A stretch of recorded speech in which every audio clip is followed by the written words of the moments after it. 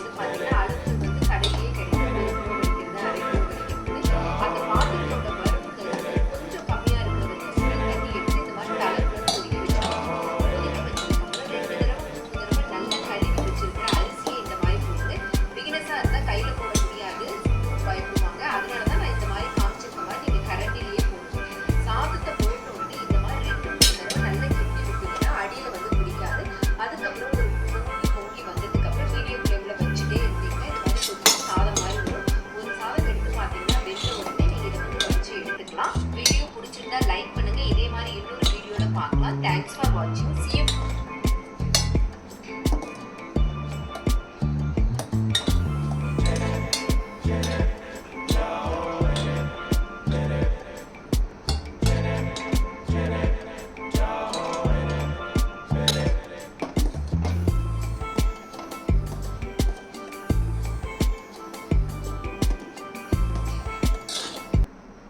கரண்டியால் அப்பப்போ நம்ம கிண்டிக்கிட்டோம்னா அந்த சாதத்தில் வந்து அந்த நுரை வந்து அடி பிடிக்காமல் இருக்கும். அதனால் வந்துட்டு நான் அப்பப்போ கொஞ்சம் கிண்டிக்கிட்டே இருப்பேன். நீங்களும் அதை கிண்டி வச்சுக்கோங்க. அப்போ தான் வந்துட்டு சாதத்தில் அடி பிடிக்காது. உங்களுக்கு சாதமும் நல்லா புசு நல்லா வெந்து வந்திருக்கும்.